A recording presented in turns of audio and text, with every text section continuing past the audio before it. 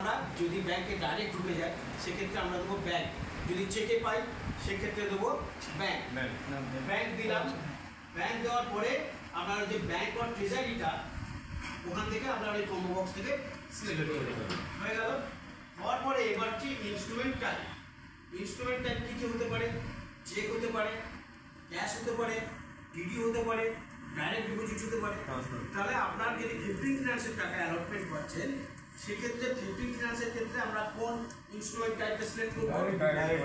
Direct deposit. তাহলে ওখানে আমাকে করতে হবে ডাইরেক্ট ডিপোজিট। তাহলে ডাইরেক্ট ডিপোজিট করলাম, ব্যাংক অর ট্রেজারি, কোন ব্যাংকের বা কোন ট্রেজারি সেটা ওখানে আমরা লিখে দেবো ব্যাংক। যদি দেখবেন যে ইনঅ্যাক্টিভ আছে যে ফিল্ডটা, সেই ফিল্ডটা আপনাকে ফিল আপ করতে হবে না।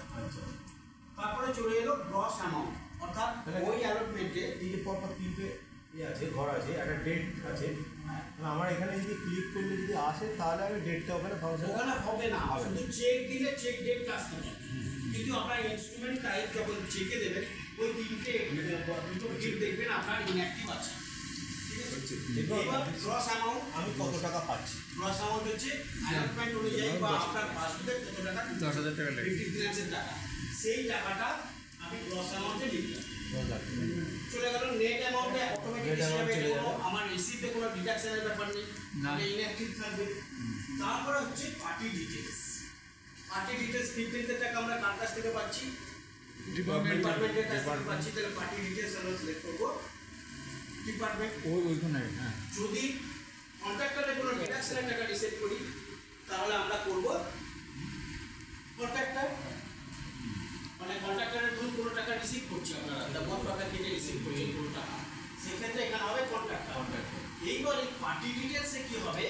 কন্ট্রাক্টর যখন সিলেক্ট করবেন আপনি তার আগে কন্ট্রাক্টর এন্ট্রি করে এসছেন, আর এই যে ভিউ আছে এই ভিউতে গিয়ে আপনি ক্লিক করলে পারে ওই কন্ট্রাক্টরের লিস্টগুলো পেয়ে যাবেন।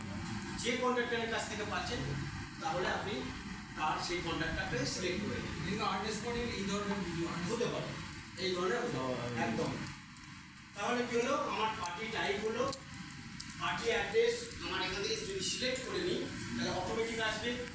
আর যদি আমি দেখলাম কোনো ডিপার্টমেন্টের নয়, কোনো কন্ট্রাক্টর কাছ থেকে পাচ্ছি না, কোনো পেটি একজন কিছু টাকা, মানে যেমন ধরুন যদি আমি পাই যে দেখো না হবে সেল অফ টেন্ডার ফর্ম বিক্রি করার জন্য আপনি টাকা ডিপার্টমেন্ট, সেক্ষেত্রে এই পার্টি টাইপকে আমরা করবো আদা। এই ভ্যারিয়েশন হবে।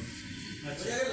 সেক্ষেত্রে পার্টি টাইপ আমরা করবো একটা দাও, এরকম ডাবল ফুল ডাবল দুটো প্রেস করে না তখন এই যে রিসিপ্ট ফর্ম করে না কার কাছ থেকে পাচ্ছেন সেই ব্যক্তির নাম, যার কাছ থেকে টাকা পাচ্ছেন, টাকা পাচ্ছেন তার অ্যাড্রেস হবে, কোন ফান্ডে আপনার অ্যাকাউন্ট হিট করছে সে টাকাটা, কোন ফান্ড হয় ওন ফান্ড। এক্ষেত্রে আমরা ডাইরেক্ট ডিপোজিট মানে বিক্রিতে দেখিয়েছিলাম বলে এখানে সিলেক্ট করার পরে আপনার হচ্ছে এইখানটা লিখুন। এইগুলো যখন সব হয়ে যাবে এখন এই প্রথম মানে অন্তত